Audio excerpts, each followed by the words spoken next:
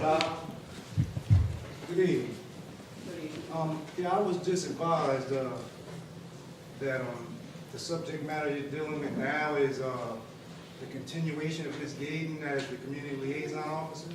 No, this is, the matter that is at hand is the professional service agreement, which one part of it is the community liaison. So that is a part of it. Part of it. And Not the from whole what I'm thing. understanding, it's talking about increasing how much she gets paid for that particular position. No, Is it's that not correct? increasing, because that's why, it's the same amount, right, that she did last year. It's up to $30,000, not to exceed $30,000. Well, from my understanding, she was being paid $10,000. I believe at a council meeting that was when ex-Judge Hamlin abruptly resigned as the hearing officer after I complained. We found out that they were both getting about around $10,000, $15,000. So now it's $30,000. No, Mr. Hamilton, George Hamlin is getting, no, not Hamlin, now it's Hoffman, $10,000, right? I don't have this contract in front of me. Judge Hamlin had a contract for 12.5 and never billed against it, never billed the city of Penn. So And we then had- we Ms. got- Gayden's last year's contract was, the service agreement was the same as this year, Yes, it was. which is just not community liaison. It's all the work that she It's all does the for the work city. that for the city, so. Do you have an idea of how much of the $30,000 were billed for the community liaison? I'd have to go back and pull out the bill, but I don't have it. Just maybe that might clarify some of the concerns in terms of that she has done for that. This is a- Okay, yes, because I'm somewhat confused by how we're determining the community liaison's salary. Based on actually what's happened, the community liaison office was put into inception about 2 years ago. Within that time, there's only been one hearing, which has been my hearing. And I've had to fight for that hearing. So it's not like I've really been properly assisted through that hearing. In fact, there's been roadblocks, obstacles constantly put up in. And if I wasn't such a fighter, I wouldn't have had that hearing. Just like I still haven't gotten a decision, even after having a hearing. So there's no way that the facts demonstrate that the community liaison has been effective in any way for the people. So if she's getting paid with public money from the people, yet not delivering an effective service to the people, really she should either resign and be replaced by someone else as the community liaison, or you might as well eliminate that whole office, because at this point it's proven itself to be a fraud. It's not helping anyone. I don't feel helped at all. I don't know anybody who can claim to be helped. Within 2 years, if you've only had one hearing, and that one hearing took almost the 2 years to finally get it, where the facts themselves demonstrate that it's not effective, it's not useful, and that money is being wasted and somebody's getting paid to do virtually nothing. What I will say, Mr. Shabazz, like I just asked Mr. Hamilton, I don't know how much she has, Ms. Gayden had charged for that part of her salary for community liaison so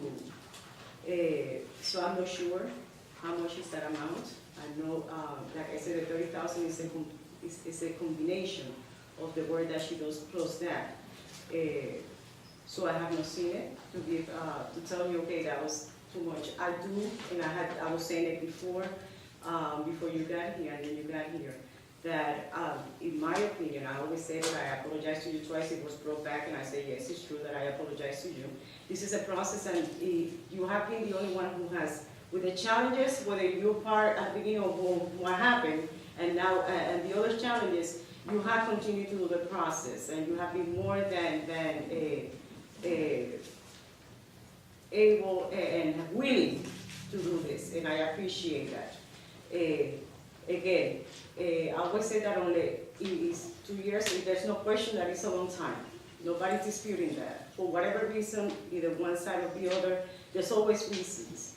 But what I have always said is that if we don't have a complete process, how can we know what worked and what didn't know in the process. I do understand that we learn in the process, in the meantime, that there's some challenges that need to be addressed, and it's something that I said that I will talk to you with all the details to see, because I look at you, the manner that you have come into this council with respect. You have come here with, even though whether we agree or not, you have been nothing but willing to listen and to give it a try, and I appreciate that. So, and that's why I said that I will meet with you and see, based on your experiences and meeting, see what happened, what can be done. I know that there's some, like I said, 2 years, whether it's your fault or our fault, doesn't matter. It's a long time, and I recognize that. And so I appreciate that, and thank you. I know that I have no idea how much money has been spent on the community liaison aspect of it, but I will find out. And then, but other than that, I know that regardless, she has done her job. She has done her job. She has, in the sense of doing the looking and research. If it hasn't been done to your expectation and it has taken so long for whatever reason, we need to explore that also. But again, I understand your point of view.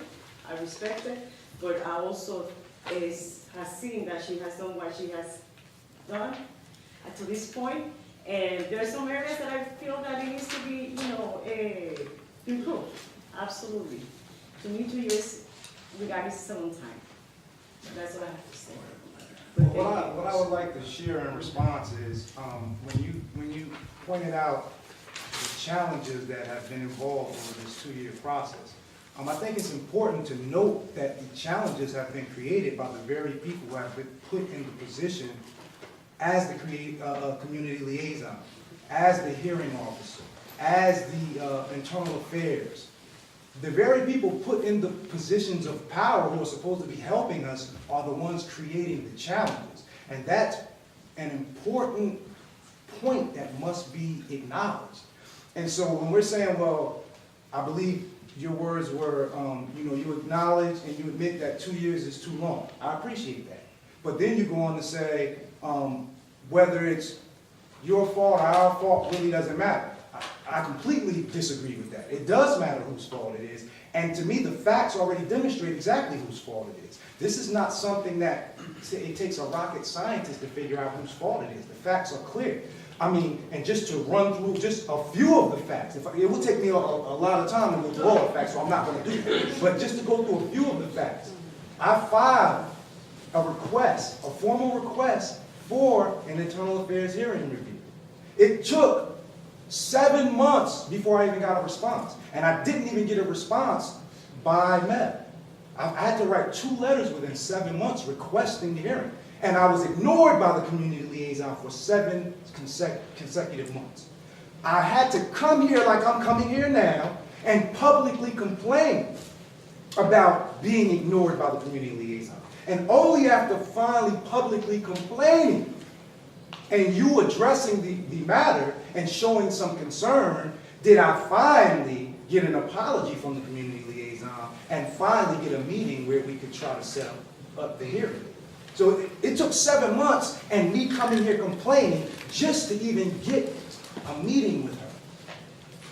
Whose fault is that other than hers? There can be no justification, and that's what I'm saying. Some of these things, come on, you gotta just finally admit it is what it is. Let's stop making excuses for colleagues and admit it is what it is. There's nothing that can be said to show other than whose fault it is. It was Ms. Gayden's fault. She ignored me for 7 months deliberately.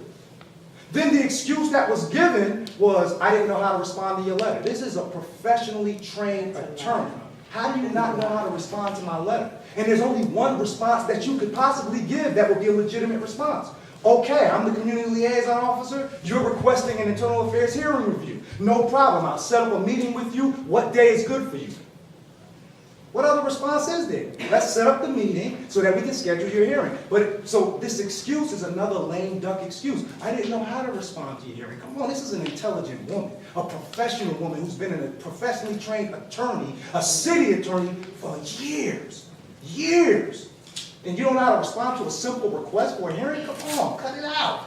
Like, that's an insult to my intelligence, and I get very offended when someone insults my intelligence, like I'm some stupid joker, like I'm some ignorant guy off the corner who don't know nothing.